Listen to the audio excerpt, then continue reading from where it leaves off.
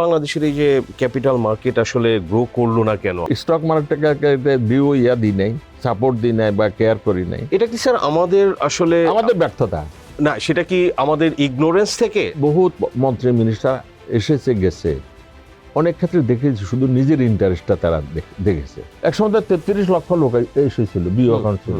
তো why it is now 13 lakh. 100 কয়টা জানি জেড কোম্পানি, জাঙ্ক শেয়ার। তো আপনি জেড শেয়ারে পাল্লা ভারী করি কি আপনার শেয়ার বাজার চলবে? স্ট্যান্ডার্ড চার্টার্ড ব্যাংক, এটা অনেক দেশে লিস্টেড আছে। স্ট্যান্ডার্ড চার্টার্ড ব্যাংক এখানে 33,400 করোড় টাকার নেট প্রফিট। আর আমার best of the 3 banks total মিলে 3,400 না। কেউ কিছু যদি না বলে রেগুলেটরস হাই আপস থেকে, তো তারা কেন আসবে? ইভেন মেটলাইফ আপনি দেখেন, 42% of the total life business তাদের হাতে। আপনারা আসেন, আমাদের দেশেও তো অনেক বড় বড় কোম্পানি আছে। তারা বলে যে আমাদের এই লং টার্ম লোন দরকার নাই, কারণ তারা ব্যাংকের ব্যবহার করছে। বুদ্ধিমানের কাজ হচ্ছে লিস্টিং করে দেওয়া, তাহলে যে ছেলে এখানে থাকতে চাবে না সেগুলো তার শেয়ার বিক্রি করে দিবে। এখন তো ফ্যামিলি ফিউড হচ্ছে ওই জন্য। Why student should have the margin, why retired person should have the margin. সেই সাইফুর রহমানের সময় থেকে শুনে আসছি যে সরকারি কোম্পানি মার্কেটে আনা। মির্জা আজিজ যখন ছিল উনি কিছু ডাইরেক্ট লিস্টিং এনেছিল, বাংলাদেশ ব্যাংক সুকুক ইস্যু করছে 10 টাইমস দরখাস্ত পড়ছে। তো মানুষ তো চাইছে যে ফেথ বেসড কিছু ইনস্ট্রুমেন্ট। সরকার তো স্যার বড় ইনফ্রাস্ট্রাকচারের ক্ষেত্রে তো ক্যাপিটাল মার্কেট থেকে কি নিতে পারে, রাইজ করতে পারে? হ্যাঁ, অফ কোর্স। আমি এই সরকারকে বলতেছি, you need money, sell this inactive assets to the people. আইসিবির প্রয়োজনীয়তাটা কি? স্টেট ওন একটা ইনভেস্টমেন্ট কোম্পানি দরকার।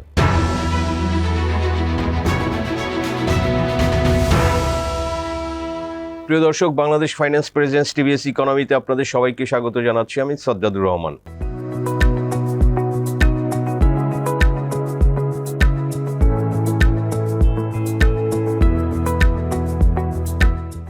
দর্শক, আমরা আজকে অতিথি হিসেবে পেয়েছি প্রফেসর আবু আহমেদ। আমরা স্যারকে সবাইকেই চিনি, যে ঢাকা ইউনিভার্সিটির অর্থনীতি নিয়ে দীর্ঘ সময় শিক্ষকতা করেছেন এবং পুঁজিবাজার নিয়ে তার প্রচুর গবেষণা লেখালেখি আছে এবং পুঁজিবাজার বিশ্লেষক হিসেবেও স্যার পরিচিত, এবং বর্তমানে ইনভেস্টমেন্ট কর্পোরেশন অফ বাংলাদেশ, যেটা স্টেট ওন একটা প্রতিষ্ঠান, সেখানের চেয়ারম্যান হিসেবে দায়িত্ব পালন করছেন। তো আজকে আমরা প্রফেসর আবু আহমেদ স্যারের সঙ্গে আলোচনা করব বেসিক্যালি বাংলাদেশের পুঁজিবাজার এবং আসলে সার্বিক অর্থনীতি নিয়ে, এবং আমরা সেগুলো আপনাদের সাথে শেয়ার করব। তো স্যার, আপনাকে স্বাগতম। থ্যাংক ইউ স্যার, আপনি আমাদের সাথে যোগদানের জন্য। তো স্যার, মাঝখানে তো আমাদের 2টা বছর একটু ভিন্ন সময়, ইন্টারিমের সময় ছিল। এখন গত 6 মাস হলো একটা নির্বাচিত সরকার এসেছে। তারা বাংলাদেশ সিকিউরিটিজ অ্যান্ড এক্সচেঞ্জ কমিশনের নতুন চেয়ারম্যানও নিয়োগ দিয়েছেন।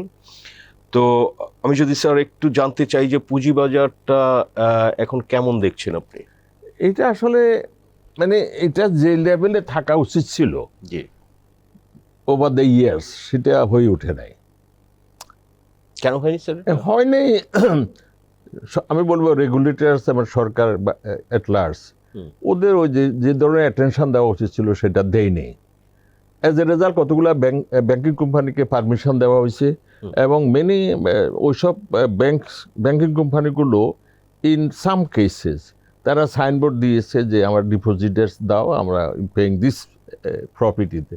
তো depositors believe them, right, but at the end those banks were plundered. এবং বসে গেছে এগুলা। ওই 5টা ব্যাংকও কিন্তু ওইগুলোর মধ্যেই আছে, আরও কিছু আছে। জি জি।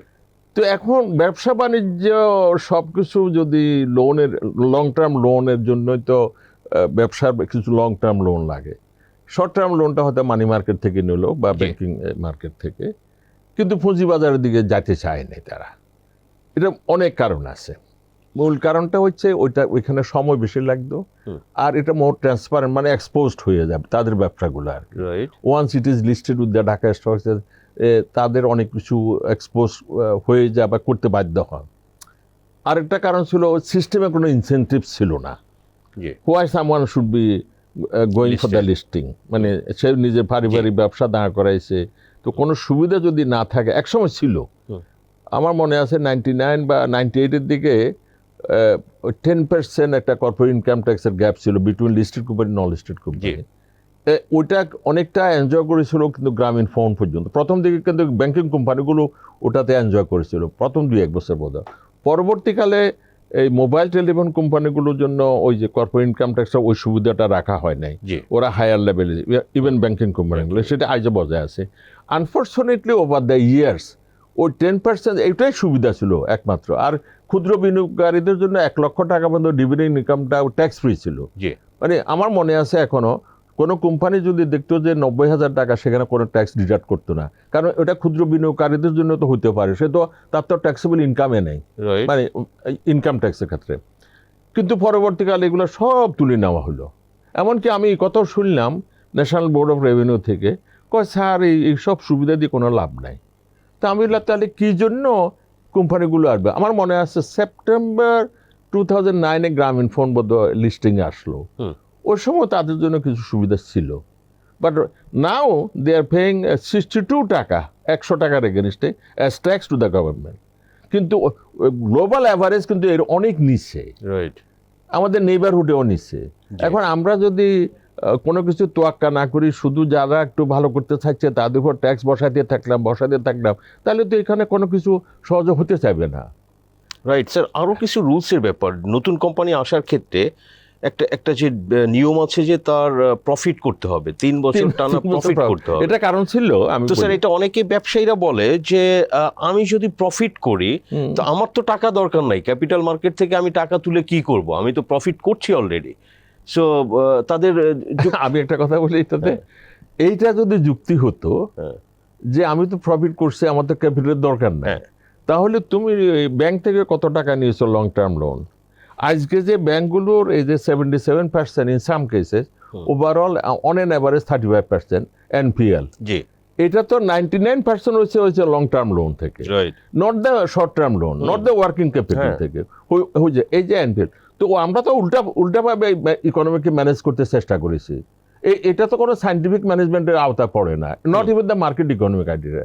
এই যে কথাটা বলা হলো, ঠিক আছে আমার তো দরকার না, আমি তো নিজে ভালোই করতেছি, 3 বছর প্রফিটে আছি।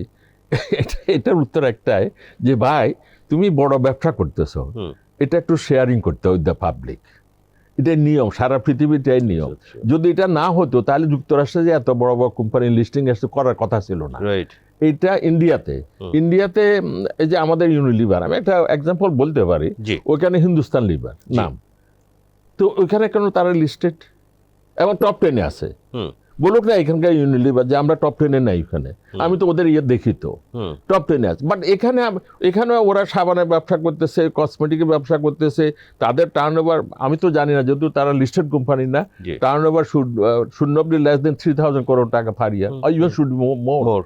তো তারা কিন্তু কোনোটাই যদি তাদের প্রফিটটা শেয়ারিং না করে উইথ দ্য লোকাল পিপল, তাহলে এই যে লোকাল আমরা মিডল ক্লাস বলি, হায়ার মিডল ক্লাস বলি, অথবা এলিট শ্রেণী বলি, তাদের ইনভেস্টমেন্টের জায়গাটা কোথায়?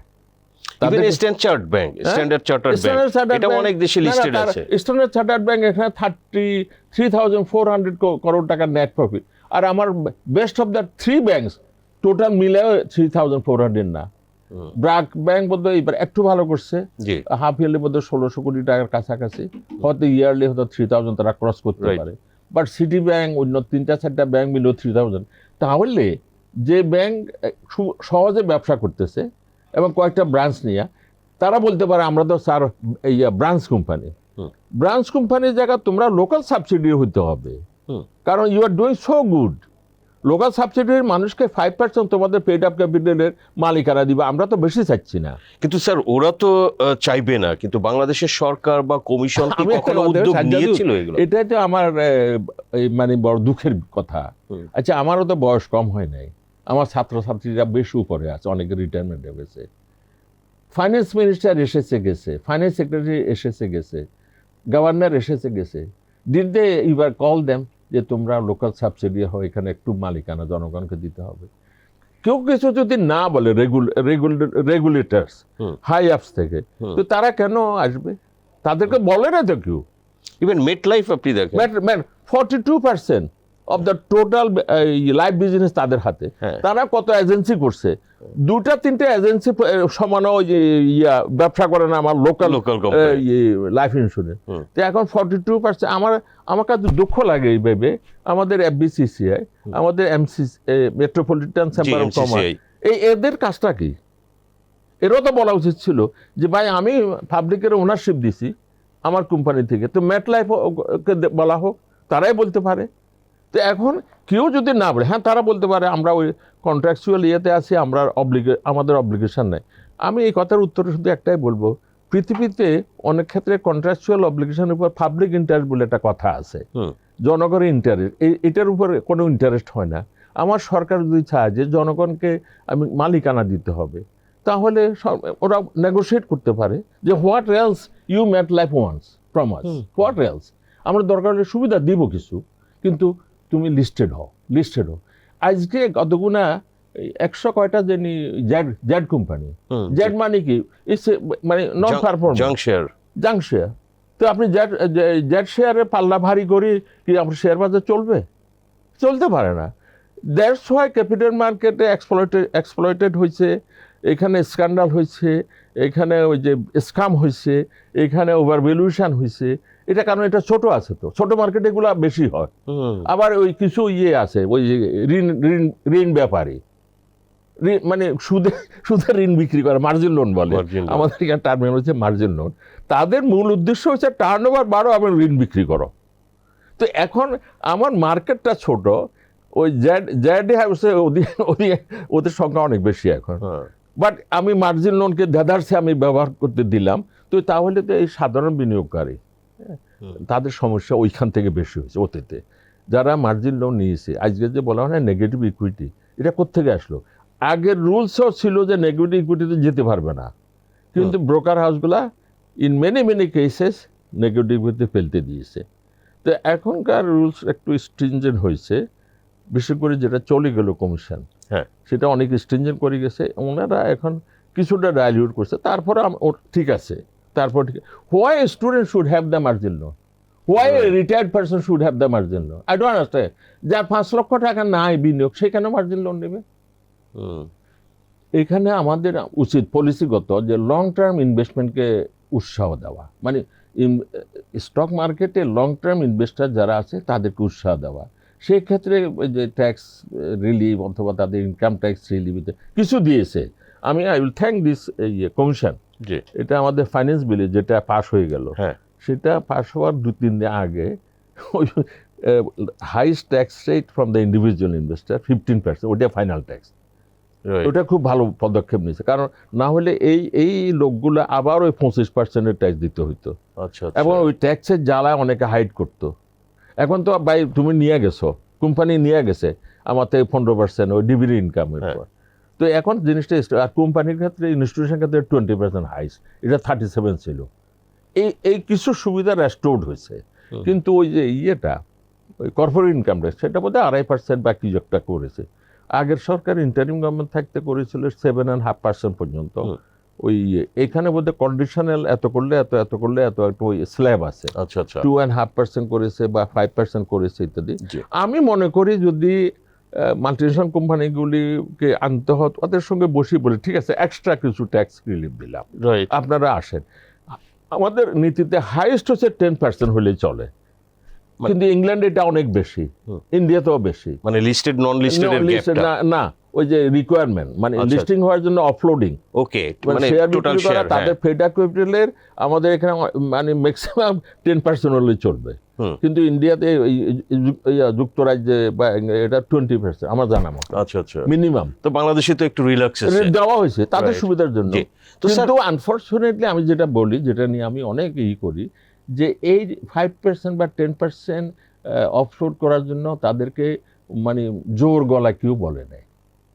আমরা গত 2-1 বছর যাবত মিটিং বলতেছি, এর আগে আমি অনেক বছর থেকে বলে আসতেছি যে আপনি শেয়ার বাজার ভালো করবেন, কতগুলো জাঙ্ক ইন্ডাস্ট্রি দ্বারা সম্ভব না, প্রিমিয়ামে টাকা নিচ্ছে সেগুলো জাঙ্ক স্টক। Exactly sir. এই যে মাঝখানে তো গত 1.5 বছর আমরা ইন্টারিম একটা সরকার ছিল, তারাও একটা নতুন কমিশন গঠন করেছিল। তো তারা তো নন পলিটিক্যাল অনেকটা, এবং ধরেন যে পলিটিক্যাল সরকারের উপরে বিভিন্ন ধরনের লবিস্ট একটা চাপ এক ধরনের থাকে, ভেস্টেড কোয়ার্টার। তো ইন্টারিমের সময় তো সেটা ছিল না। তারা কি 1.5 বছরে এই ধরনের কোনো তারা চেষ্টা আসলে করেছে কিছু? ইন্টারিম গভর্নমেন্টের কতগুলো অসুবিধা আছে, সুবিধা থেকে অসুবিধা বেশি। কারণ ইন্টারিম গভর্নমেন্টের সময় এমন কিছু ঘটনা ঘটেছে যে আমাদের এই মেইন সরকারের যেটা সিট অফ অ্যাডমিনিস্ট্রেশন এটা ঘেরাও করছে, মানে সেক্রেটারিয়েট, আচ্ছা, আর হরদম ওইখানে ঘেরাও করতো যে সিকিউরিটি এক্সচেঞ্জ। শেষ পর্যন্ত সিকিউরিটি এক্সচেঞ্জ কমিশনের চেয়ারম্যান গানম্যান নিয়ে চলে। তো আমি তো আগে কখনো দেখি নাই যে সিকিউরিটি এক্সচেঞ্জ কমিশনের গানম্যান থাকতে হবে। ওটা হয়তো দরকার হয়ে পড়েছিল, কিন্তু কিছু ইয়া করেছে, কিছু সংস্কার, কিছু ইয়া করেছে। ওই যে আইপিও, মার্জিন লোন, এইসব ব্যাপারে কিছু ভালো নীতি দিয়ে গেছে ওই কমিশন। কিন্তু কোনো একটা আইপিও আসে নাই, এটা ঠিক। আইপিও আসে নাই অন্য কারণও আছে, কারণ কোনো সুবিধা যদি না পায়, এই যে কিছু আইপিও এখন থেকে 10 বছর আগে এসেছিল আমাদের প্রফেসর খায়রুল যখন ছিল, কিন্তু সেগুলোর মধ্যে তো 50% আবার ওই জ্যাডে রূপান্তর হয়েছে। তো এখন পুয়ার আইপিও না এনে আমার 10টা দরকার নাই ইয়ারলি, আমার 3টা দরকার, but quality index, quality company দরকার। কিন্তু স্যার মাল্টিন্যাশনাল একটা বললেন বিদেশি কোম্পানি, কিন্তু আমাদের দেশেও তো অনেক বড় বড় কোম্পানি আছে, অনেক বড় বিজনেস গ্রুপ আছে। এরা কেউ আসলে ক্যাপিটাল মার্কেট না, তারা নেয় না ওই জন্য। তারা বলে যে আমাদের এই লং টার্ম লোন দরকার নাই, কারণ তারা ব্যাংকের ব্যবহার করছে, তারা ওইখান থেকে পেয়ে গেছে। আরেকটা হচ্ছে তারা পারিবারিক, সেটা ছাড়তে চায় না। আরেকটা হচ্ছে কোনো সুবিধা নেই, সেখানে গেলে তো কোয়ার্টারলি রিপোর্ট করতে হবে, বাই 6 মান্থলি করতে হবে, অ্যানুয়ালি করতে হবে, একটা বই ছাপাইতে হবে, আবার অডিটরকে ইচ্ছা মতো সিলেক্ট করা যাবে না, আবার ট্যাক্স অথরিটি আছে তাদের সুবিধা।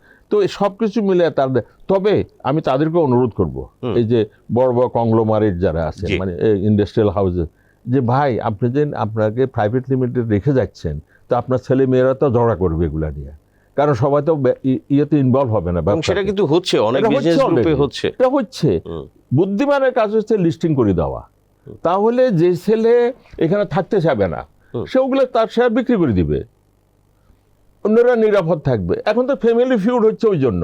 এটা তো একটা তাদের বুদ্ধির অভাব আমি বলবো। হ্যাঁ ঠিক আছে, আপনি ফ্যামিলি বিজনেস বড় করছেন, এই সুবিধা নিচ্ছেন, হয়তো ব্যাংকের টাকা দেন না, কিছু ট্যাক্স ফাঁকি দিচ্ছেন ইত্যাদি, কিন্তু আপনারা দেন, আপনার ছেলে মেয়ে যদি বেশি থাকে, 4টা 5টা থাকে, মেয়েরা থাকে, সবাই তো ব্যবসা করবে না রে ভাই, অন্য পেশায় চলে যাবে, অথবা বলবে যে ওইখানে অমুকে শোষণ করতেছে, আমি মানি না এগুলা।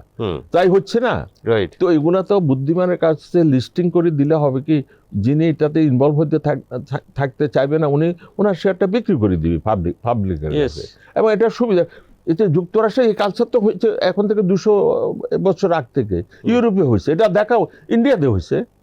ইন্ডিয়াতে যে এত ইকোনমি অনেক বড় হয়েছে তাদের, এতগুলো কোম্পানি, ভালো ভালো কোম্পানি, এবার প্রত্যেকটা কোয়ার্টারে তারা ডিভিডেন্ড দিচ্ছে, প্রত্যেকটা কোয়ার্টারে। লাস্টার টার্বো একটা আছে, L&T বলে, তারা দেখে খুব MRF ওই টায়ার কোম্পানি, এটা 90,000 টাকা ওদের আরও বেশি বোধ শেয়ারের দাম।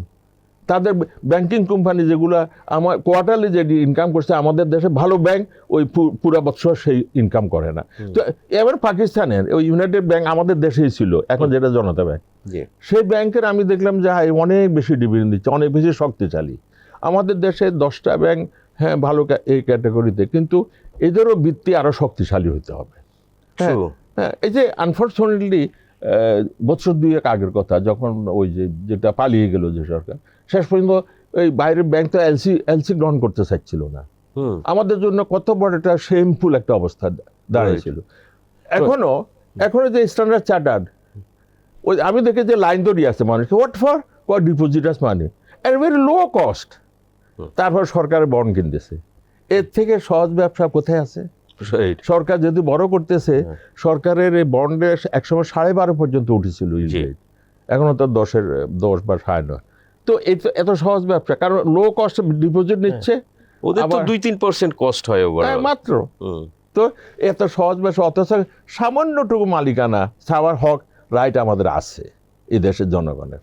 এই জন্য আমি পলিসি মেকারদেরকে বলবো যে ভাই, শুধু নিজের সুবিধাটা দেখবেন না, পাবলিকের সুবিধাটা দেখেন, দেশের ইকোনমির সুবিধাটা দেখেন, নিজের সুবিধা নিজে বাঁচিয়ে গেলেন, বা আপনার টাকা পয়সা বিদেশও থাকতে পারে, ছেলেমেয়েরা হয়তো বিদেশে, বাট এই দেশের কথা একটু চিন্তা করেন।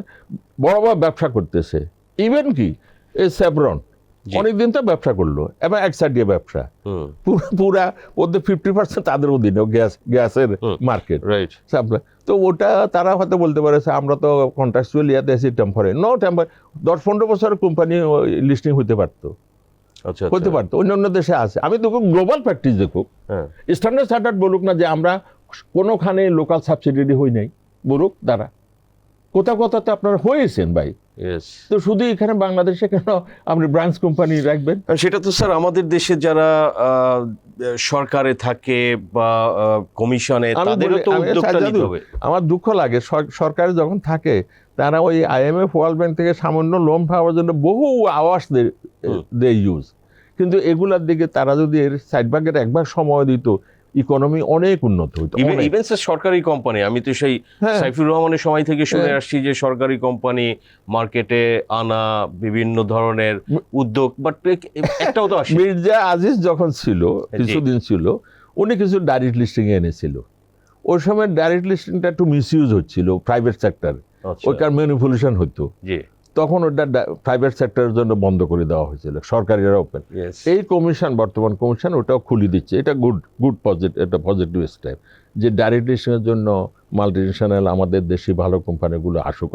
কারণ মার্কেট ডিমান্ড সাপ্লাই তাদের প্রাইস ডিসকভারি ঠিক করবে। আর তারা তো পুরো কোম্পানি বেচতেছে না, তারা কত লক্ষ শেয়ার বেচবো, তাদের ফেডাফের কত অংশ বেচবো, তো তারা আগে ডিক্লেয়ার করবে।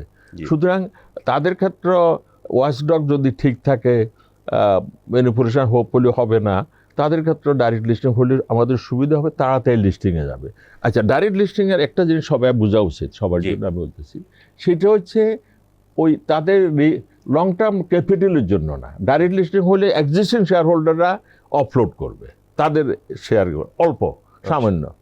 ওই যেমন ধরো ইউনিলিভার, তাদের তো ওই ক্যাপিটাল দরকার নাই, শুধু জনগণকে মালিকানা দেওয়ার জন্য তাদের ওভারসিজ যে আছে, আর সরকারেরও এখানে আছে, তারা মিলাইয়ে অলরেডি 5% অফলোড করবে, ওই টাকাটা তারা পাবে শেয়ার হোল্ডার ছাড়া। তো এটা অন্যখানে প্র্যাকটিস তো আছেই, আমাদের এখানে ইনসেপ্টটা। আচ্ছা, এটা যদি ফ্যামিলি বেসড কোম্পানি হয়, সেকেন্ড লার্জেস্ট টার্নওভারের দিক দিয়ে ফার্মাসিউটিক্যাল, তো ভাই এখন হয়তো ভালো লাগতেছে আপনাদের কাছে, কিন্তু 10 বছর 15 বছর পরে আপনাদের ছেলেমেয়েরা এটা ঠিক মতো রাখবে না। বেটার অপশান হয়েছে ডাইরেক্ট লিস্টিংয়ে যান, কিছু টাকা পয়সা আপনারা পেয়ে যাবেন, কারণ ফার্মার ডিমান্ড আছে, তো ওটা আপনাদেরও সুবিধা হবে, আপনারা রিইনভেস্ট করতে পারবেন, ছেলে মেয়েদের নাতিপুতিদের শিক্ষা দীক্ষা খরচ করতে পারবেন, এটা হোয়াইট মানি। হ্যাঁ, তো অন্যদিকে পাবলিকের উপকার হলো যে পাবলিক একটা ভালো কোম্পানি যেটা ওষুধ খাইতেছে, সেবন করতেছে, সেটা মালিকানা পাইলো।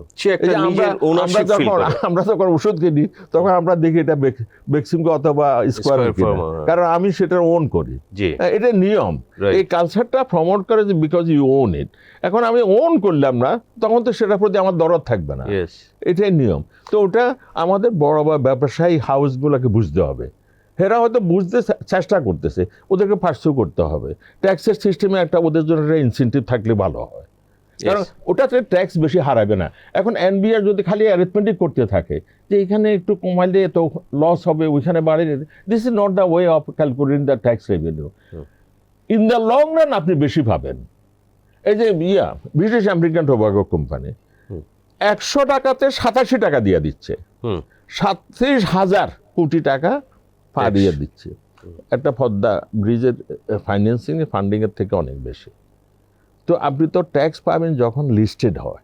তো এই টোবাকো সেক্টরে আরও অনেকে ব্যবসা করতেছে, হোক না ছোট ব্যবসা, but they are not listed, they don't pay taxes. তো এনবিআরও তো দেখা উচিত যে this companies are not paying taxes at all, আর যেটা দিচ্ছে সেটার শুধু আমি আর মানে আবার সাপ্লিমেন্টারি, আবার এক্সট্রা ডিউটি, হোয়াট ফর? ওদের লোকাল স্মল শেয়ার হোল্ডার বঞ্চিত হয় তখন। তো এটা এই গ্যাপটা মানে লিস্টেড হওয়ার জন্য আপনি ট্যাক্স বেনিফিটটা আরো বেশি ছিল, তো এখন বেশি 10% ছিল। আমার অর্থমন্ত্রী এখন তো স্যার 7.5 আছে, বাট সেটা কন্ডিশনাল আছে। আবার বোধহয় 2.5% থেকে শুরু, মানে সামান্য অফলোড করলে 2.5%, এই কমিশনই করেছে। আমার অর্থমন্ত্রী মহোদয় তো এই লাইনের লোক, উনি ব্যবসা বাণিজ্য, উনি সিডিএং স্ট্রংসের প্রতিষ্ঠাতা চেয়ারম্যান। ইনফ্যাক্ট সিডিবিএল যে এখন সিডিবিএল যেটা, এটার ওই প্রাইভেট বিল একটা উনি এনেছিল অ্যাজ এ মেম্বার, আচ্ছা আমাদের সরার মতো। তখন কিবরিয়া সাহেব ছিল ফাইন্যান্স মিনিস্টার, অত্যন্ত ব্রিলিয়েন্ট লোক ছিল। কিবরিয়া সাহেব পরে এটা সরকারি বিল হিসাবে এনে সিডিবিএল পার্টি, যেটা এখন পেপারলেস রেকর্ডিং সিস্টেম। তো অর্থমন্ত্রী মহোদয় তো জিনিসটা জানে। এখন ওনার হাত দিয়ে যখন অর্থনীতির দায়িত্ব, উনি শেয়ার বাজারের জন্য অত্যন্ত মানে এটাকে গুরুত্বপূর্ণ মনে করে আগ থেকে করতেন। ওটা হয়তো আমি মনে করি রাইট হ্যান্ডসে আছে। কিন্তু এটার আরেকটা দিক হচ্ছে সিকিউরিটাইজেশন। এটা তো ওই যে এসএসসি সহজে পারবে না আনলেস মিনিস্ট্রি অফ ফাইন্যান্স এগিয়ে না যায়। পদ্মা ব্রিজ গাড়ি তো চলে, ট্রাক তো চলতেছে, যমুনা ব্রিজ তো ট্রাক তো চলতেছে, এটা একটা ক্যাশ ফ্লো আছে না? তো আপনি একটা প্রজেক্টে বিক্রি করেন না মানুষের কাছে, আপনার দেশের মানুষের কাছে। সুকুক, এই যে বাংলাদেশ ব্যাংক সুকুক ইস্যু করছে, 10 টাইমস দরখাস্ত পড়ছে। তো মানুষ তো চাইছে যে ফেথ বেসড কিছু ইনস্ট্রুমেন্ট, মানুষ টাকা দিতে রাজি আছে। এই যে ঢাকা চিটাগাং 10 লাইনের একটা কথা হলো, মানি ইজ দেয়ার, যারা ব্যবহার করবে তারা টাকা দিয়ে যাবে, কিন্তু টাকাটা তো ওই আগে সরকারকে দিতে হবে। You just sell this, securitize the present stock, sorry, assets. Assets securitization বলে, মানে এক একটা প্রকল্প যেগুলো কমপ্লিটেড হয়ে গেছে ক্যাশ ফ্লো। তো এই কাজটা তো করতে এখন বা সরকার তো স্যার বড় ইনফ্রাস্ট্রাকচারের ক্ষেত্রে তো আপনার কি মার্কেট থেকে কি ক্যাপিটাল মার্কেট থেকে কি নিতে পারে, হ্যাঁ অফকোর্স। এই যে বন্ড বিক্রি, সিকিউরিটাইজ সুকুক বিক্রি করে দিলে তো পারে, হাজার হাজার কোটি টাকা পাবে। আমার এডিবি ছোট করতে হবে না, হাজার হাজার কোটি। পদ্মা ব্রিজে 10 বছরের জন্য একটা বন্ড মানে ইস্যু করুক না, কত হাজার কোটি টাকা পাবে? সায়ন দিলে দেশে মানুষ খুশি। এর থেকে বেশি কম হতে পারে, সেটা depending on the cash flow and ইত্যাদি। কিছু রিটেইন আর্নিং থাকবে, ওটা ভ্যালুয়েশন করে দিবে। ভ্যালুয়ার তো বসে রয়েছে, এই যে ওই গুলশানে আছে, বিদেশিরও আছে, আমার লোকাল এরও আছে। তো এটা কোনো ব্যাপার না। অনলি থিং আমি অনুরোধ করবো সরকারের ফাংশনারিজ যারা আছে, ইনক্লুডিং মিনিস্ট্রি অফ ফাইন্যান্স এবং অর্থমন্ত্রী মহোদয়, এই জিনিসগুলো একটু তাড়াতাড়ি করতে হবে, কারণ আপনার হাতে বেশি সময় নেই। মানুষ চাইছে রেজাল্ট। এই যে ডাইরেক্ট লিস্টের কথা হলো না, লোকজন চাইছে রেজাল্ট, যে একটা হয়ে গেছে, it will be followed by another, it will be followed by another, আমার শেয়ার বাজার বড় হবে, এটাতে মানুষের ইনভলভমেন্ট বাড়বে। একসময় 33 লক্ষ লোক এসেছিল, বিও অ্যাকাউন্ট ছিল। তো why it is now 13 lakh. এখন এসব অ্যাক্টিভ হচ্ছে, যেটা তো ইকোনমি তো কয়েক গুণ বড় হয়েছে, ছোট হচ্ছে। এটা হয় নাই, এটাকে আমরা হতে দিই নাই, এটা মিসইউজ করছে, এখানে স্ক্যান্ডাল ক্রিয়েট করছে। আচ্ছা, সেটা রেগুলেটরের দুর্বলতা ছিল, কিন্তু ওটা তো করতে হবে। আপনি শুধু ব্যাংকিং দিয়ে তো আমার ইন্ডাস্ট্রিয়ালাইজেশন হবে না। I tell you one thing, আমি যখন, আমার তো বয়স হয়েছে, আমার ছাত্রতে আমি আগে বলেছি, আমি বিভিন্ন ইউনিভার্সিটি পড়েছি, বিভিন্ন ইউনিভার্সিটি পড়াইছি। এই যে ম্যাক্রো মনিটারি ইকোনমি, এগুলো সব পড়ছি। আমরা ইচ্ছা করি গরিব আছি, আচ্ছা, by option we remain poor. কেমন স্যার একটু সংক্ষেপে? আচ্ছা, আমি একটা কথা বলি, চিটাগাং পোর্ট, সি পোর্ট, আমরা এটাকে অলমোস্ট নন অপারেশনাল কেন রাখছি? এটাকে আমরা করতেছি না। ডিপি ওয়ার্ল্ড একটা নাম করা, পৃথিবীর 40-50টা দেশে কাজ করে, ইনক্লুডিং ইন্ডিয়া। তো ওটা অসুবিধা কি? ওটা যদি না দিই আরেকটাকে দিই, কিন্তু why should be cap under the government management? এটা রেজাল্ট আমরা দেখতেছি। তো এটাতে আমরা ইচ্ছা করে গরিব থাকতেছি না। 12 দিন বসে থাকে আমার জাহাজ খালাসের জন্য, আর অন্য দেশে লাগে 3 দিন। আমি এই যে এয়ারপোর্ট, 3rd টার্মিনাল, এটা কার্যকরী করছি না আমরা, তারপর 2 বছর বসে রাখছি না। তো এটা এই রেকারিং এক্সপেন্ডিচার চলতেছে না, জিনিসপত্রগুলো পুরানো হয়ে যাচ্ছে না। তো আমরা যদি জাপানিজ কি জানি ওদেরকে না দিই, কনসোর্টিয়ামকে, তাহলে অন্যকে দিই, but it should be made operational. London Heathrow airport is itself A publicly listed company with that London stock exchange. এখন আমার দেশের লোকেরা যদি এটা চিন্তা না করে, পলিসি মেকিং, যে ভাই এটাও আবার সম্ভব না কেন, এটা কিন্তু টাকা পয়সা ইনকাম হচ্ছে না, এটা এফিসিয়েন্ট হবে, লাগেজ পার্টি কমে যাবে, তোমার হবে, পুরো অপারেশন সিস্টেম এফিসিয়েন্ট হবে, ওয়ার্ল্ড ক্লাস স্ট্যান্ডার্ডে হবে। আমরা তো ওইভাবে চিন্তা করা উচিত। আমার ইকোনমি যদি না এগোয়, আমি এখন ইকোনমির কথা বলতেছি, জি। শুধু শেয়ার বাজারকে বিচ্ছিন্নভাবে দেখলে হবে না। হুম। শেয়ার বাজারের কোম্পানিগুলো তো ইকোনমি থেকে তাদের ইনকাম ড্র করবে। হুম। তো আমার ইকোনমি কোথায় আছে এখন? সেদিন ইন্টারিমের সময় ছিল বোধহয় 3.4 জিডিপি গ্রোথে, Right. It came down further. Hmm. Credit for private sector, Credit growth, হ্যাঁ। Demand for the private sector credit, মানে by the private sector credit lowest in 20 years. Hmm. Thank Bangladesh bank. এই আমি যেটা বলতেছিলাম যে আবার পলিসি রেট কমাতে হবে, এই যে ইনফ্লেশনের ফাইটিংয়ের নামে পলিসি রেটে হাই হাই করতে 10-এর উপর নিয়ে গেছে, it was not the right thing. কারণ এই ইকোনমিক্স, এই মানিটারি ইকোনমি আমিও পড়ছি, it was better suited to the advance economics, right. Not this type. আমাদের এখানে সাপ্লাই সমস্যা, যেখানে রিটেল লোন বেশি, হ্যাঁ। সেখানে তো আপনার ইন্টারেস্ট রেট বাড়িয়ে ইনফ্লেশনটা কন্ট্রোল করে। তুমি পুরোটা, হ্যাঁ, রিটেল লোন বেশি, আর এখানে তুমি পুরোটা ড্রাই আপ করে দিচ্ছ সিস্টেমে, ডিমান্ডটা মোটিয়ে নেয়। তারপরে ক্রেডিটের যদি ডিমান্ড না থাকে, ওই ইনভেস্টমেন্ট কোত্থেকে আসবে? শেয়ার বাজারে বড়গুলা হলো এটাও নন ফাংশনের, এটাও নন ফাংশনের, তো ইকোনমি কিভাবে এগোবে বলো? Yes. কেউ বুঝাক না আমাদেরকে। হুম। আমি এই জন্য বলবো যে further should be reduced repo rate. আচ্ছা, 50 বেসিস পয়েন্ট কমিয়েছে, আরো 50% নেক্সট 1 or 2 মান্থসে করা উচিত। It should be ব্রট down to 8। ইন্ডিয়াতে এটা 5.5 বোধহয় something, in some other economy আরো কম। এটা আমাদের বুঝতে হবে। রাইট। কিন্তু সেটাতে তো স্যার ইনফ্লেশন আবার আরে ফুল করতে ইনফ্লেশন, পারে, আমি এটার বলি একটা সাপ্লাই ডিসরাপশন, ইনভেস্টমেন্ট শর্টেজ, এগুলা থেকে যদি সাপ্লাই কম হয়, তোমার এই যে রোডের ব্লকেজ, দেন পোর্টের এই ইনএফিসিয়েন্সি, তো তাহলে শুধু কি ওই যে সুদের হার বৃদ্ধি করে মানুষের টাকা পয়সা দিলাম না, এটা দিয়ে কি এটা তো সুইসাইডাল। রাইট। ওই এটা তো সুইসাইডাল, Yes. ইকোনমিকে ড্রাই আপ করে ফেলতেছ। এখানে আমার আগের গভর্নর মহোদয় অনেক শিক্ষিত ছিলেন অবশ্যই, কিন্তু এখানে আমার সঙ্গে দ্বিমত ছিল, কারণ আমি মানিটারি ওই স্কুল অফ থটের এখানে অ্যাপ্লিকেশন করতে রাজি নাই। IMF এর যে মানিটারি এজেন্ডা, IMF আমাদেরকে আসছে, ঠিক আছে তাদের সঙ্গে বার্গেন করো, ইন সাম কেসে তাদের এজেন্ডার সঙ্গে আমাদের এজেন্ডা মিলবে না। আর তারা 5 বিলিয়ন দেয়, তারা তো ঋণ বিক্রেতা ভাই, after all, because Bangladesh can pay back them with profit. Sir, আমরা আলোচনা শেষের দিকে একটু আপনাকে যদি বলি যে আমাদের capital market Dhaka stock exchange তো অনেক আগে হয়েছে, সেই পাকিস্তান আমলে, এটা পরে 76-এ আবার রিভাইভ হলো। রাইট। তো এই তারপরেও আসলে বাংলাদেশের এই যে ক্যাপিটাল মার্কেট আসলে গ্রো করলো না কেন? আমরা যদি প্রতিবেশী দেশ, আপনি বলেছেন ইভেন পাকিস্তানেও অনেক স্ট্রং, আর ডেভেলপ ইকোনমি যেহেতু, সেখানে তো আপনি ক্যাপিটাল মার্কেটের মানে জিডিপির রেশিওতে সেটা অনেক 100-এর উপর, হ্যাঁ, কোথায় 150। রাইট। তো আমাদের এখানে এটা এখনো 10-12-13%। আমরা হচ্ছে কি মিস্টেকেনলি অথবা ট্রেডিশনাল আমরা ব্যাংকের উপর নির্ভর করছি, এই ব্যাংক থেকে লং টার্ম লোন নেওয়া। রাইট। তো ফার্স্ট জেনারেশনের কয়েকটা প্রাইভেট সেক্টর ব্যাংক একসময় খুবই ভালো ছিল, এখন বসে গেছে। এর মধ্যে নাম ধরতে চাই না, যাই হোক অসুবিধা, জি, নাম বলা দরকার নেই না, বসে গেছে।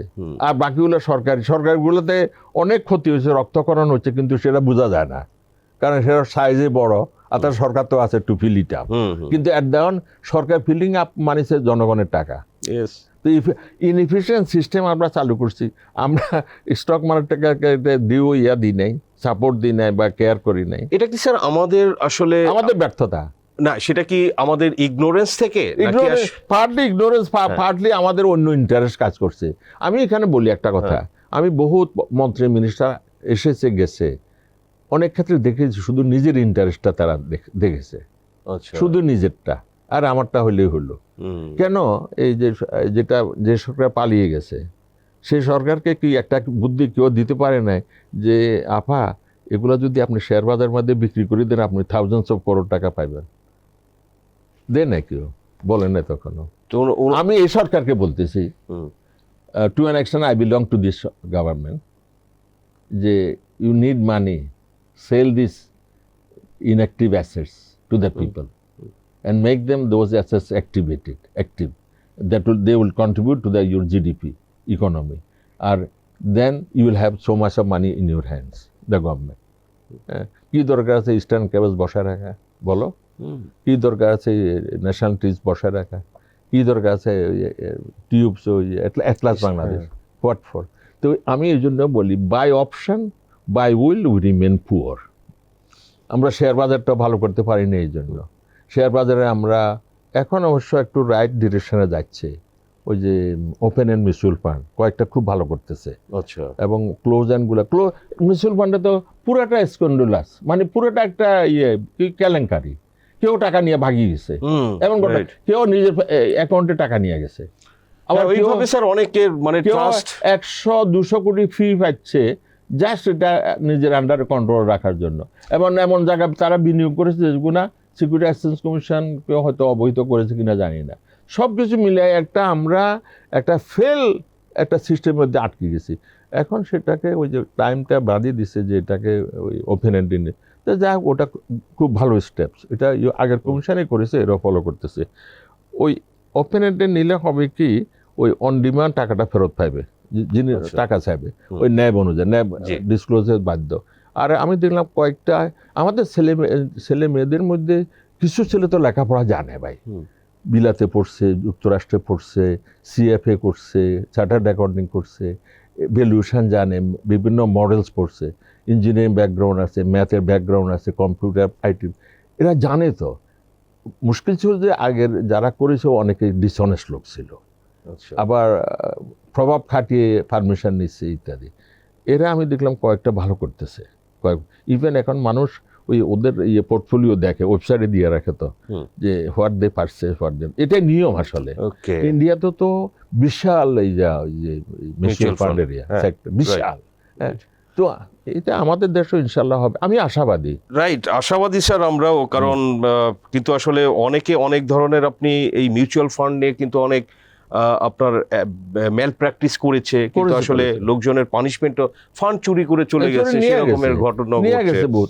আরেকটা মিউচুয়াল ফান্ড নাম বলতে চাই না, তারা অনেক অনিয়ম করেছে, কিন্তু তারা ওই যে এত হিউজ অ্যামাউন্ট তাদের অধীনে, তারা ওইখান থেকে অনেক কমিশন পায়, সেই টাকা দিয়ে তারা best of the lawyers hire করছে হাইকোর্টে, মানে তার টু ডিফেন্ড দ্যাট, মানে তাদের মানে চোরজবর্তীকে ডিফেন্ড করার জন্য বিগ লয়ার্স তারা করতে পারবে। এইভাবে mutual fund industry is totally discredited one. Right right. তো স্যার আমরা একদম আলোচনা শেষের দিকে, আপনি যেহেতু আইসিবির চেয়ারম্যান হিসেবে আছেন, একটা বিষয়ে আলোচনা না করলেই নয়। আইসিবি হচ্ছে যে আপনার, আমরা যদি বলি যে বেক্সিমকোর যে সুকুক বন্ড, তো সেটার আসলে ট্রাস্টি এবং এসপিবিও স্পেশাল পারপাস ভেহিকল। তো আপনার বেক্সিমকোর সুকুকের স্যার ডিসেম্বরে একটা ম্যাচুরিটির বিষয় আছে, তো আমরাও রিপোর্ট করেছি যে আসলে তো যথেষ্ট আপনার প্রফিট বা টাকা জেনারেট হচ্ছে না, যে এই ম্যাচুরিটিতে আসলে আপনারা পে করতে পারবে কিনা সুকুকের ইনভেস্টরদের। তো ওইটা নিয়ে স্যার সিচুয়েশনটা কি অবস্থা একটু আমি বলি। ওই এসপিবির সঙ্গে আমি জড়িত, মানে টাকাটা আমরা রিসিভ করি, ওই যে আমাদের অ্যাকাউন্টস আছে, ওই পাওয়ার বাংলাদেশ পিডিবি, ওরা পারচেজ করে, ওইখানে টাকাটা জমা দেয়। আমরা জুডিশিয়াস হইতে পাওনাদারদেরকে, মানে যারা ইনভেস্টর তাদেরকে ভাগ করে দিই। এখানে তাদের একটা পরিচালনা ব্যয় আছে, মানে অপারেটিং কস্ট আছে, ওটা ওদেরকে দিতে হয়। কিন্তু আমাদের ট্রাস্টি ডিডে একটা কথা বলা আছে, ট্রাস্ট ডিডে, যে রিডিমশনের ক্ষেত্রে ওই যে অরিজিনেটর মানে বেক্সিমকো কর্পোরেট গ্যারান্টি আছে। তো এখন 5 তারিখের পরে, অগাস্ট 5 আমি যখন চেয়ারম্যান হয়ে গেলাম এখানে, তো আমি দেখলাম যে আমরা সবাই একত্রে, এখানে বড় বড় প্রফেসররা আছে, অন্যরাও আছে, যে রিডিমশন এটা তো একটু মানে বিপদ হতে পারে। কর্পোরেশন তো ফাংশন করতেছে না, বেক্সিমকো তাদের কিছু কিছু ইন্ডাস্ট্রি বন্ধ, কলকারখানা।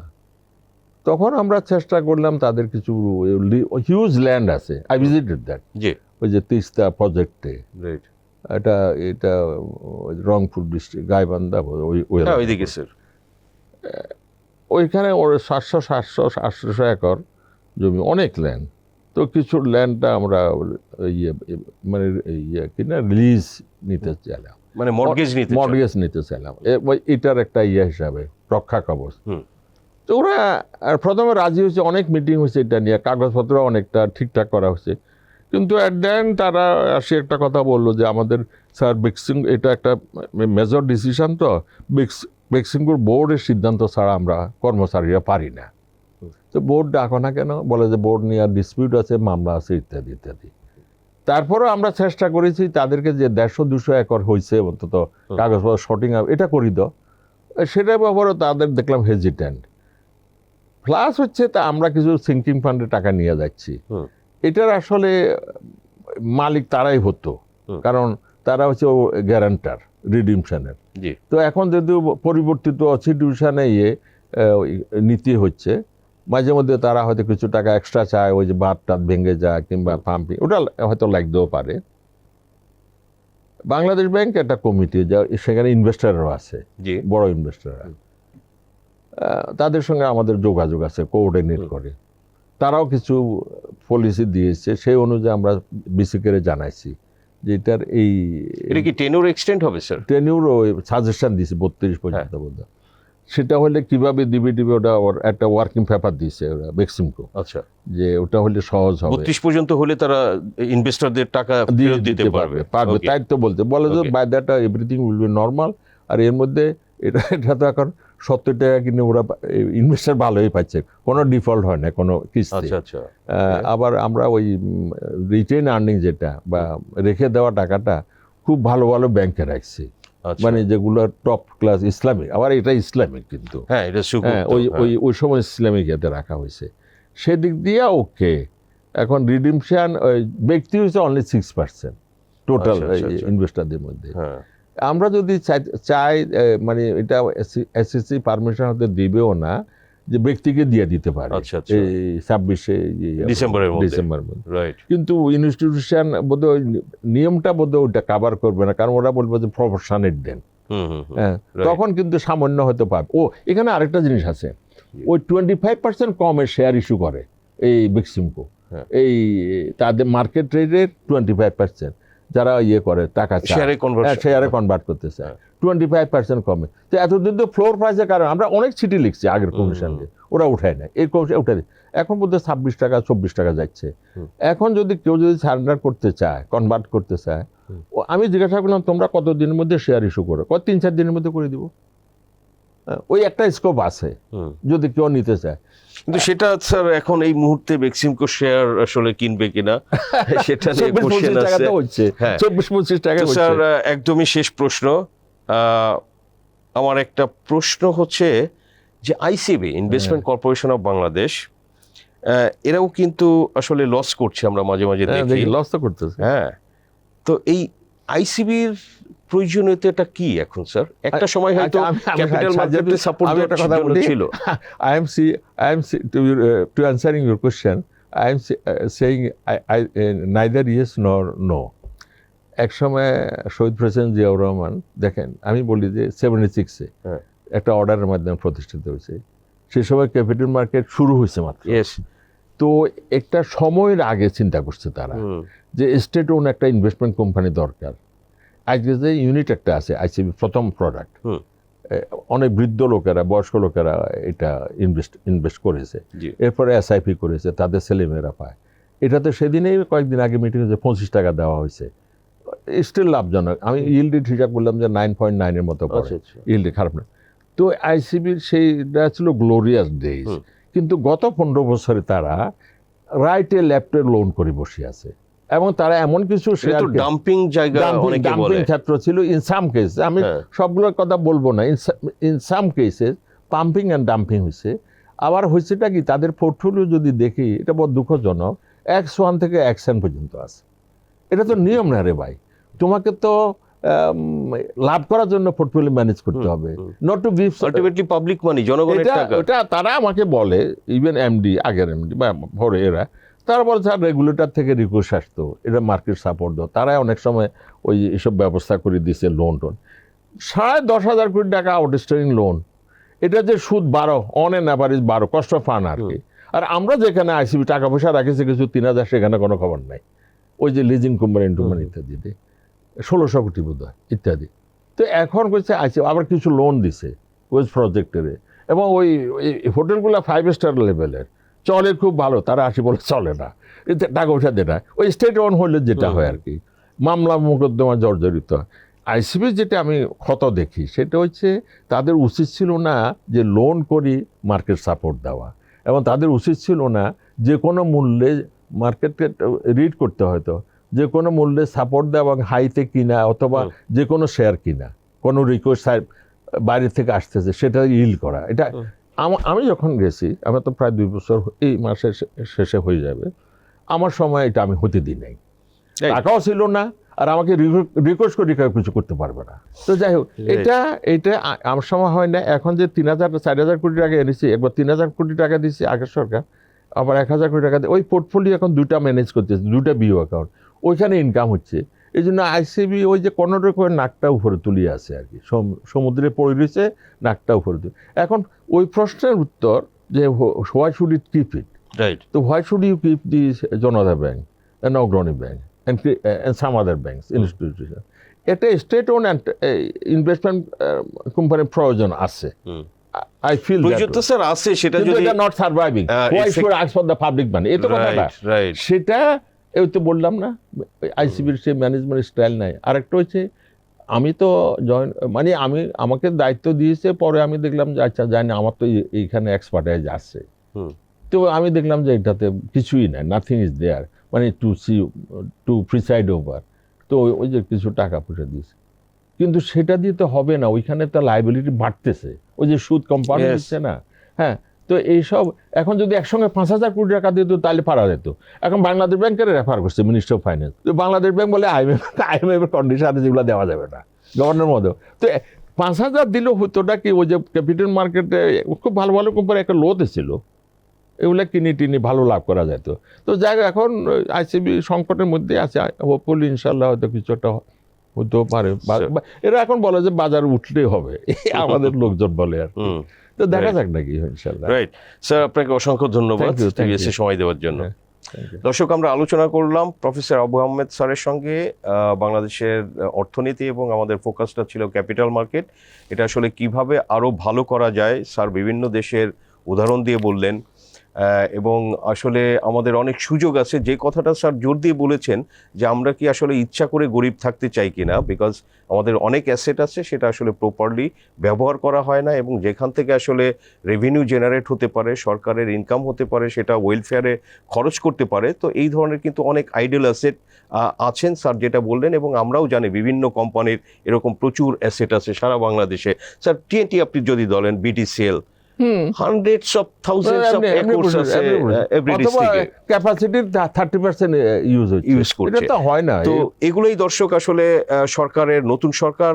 আমরা আশা করি তারা এগুলো ভাববে এবং আসলে আমাদের অর্থনীতি এবং ক্যাপিটাল মার্কেটকে সামনে এগিয়ে নিতে পারবে সো দর্শক আমরা আমাদের আলোচনা বিশ্লেষণ আপনাদের সাথে শেয়ার করলাম ভালো লাগলে লাইক করবেন শেয়ার করবেন আপনাদের সবাইকে ধন্যবাদ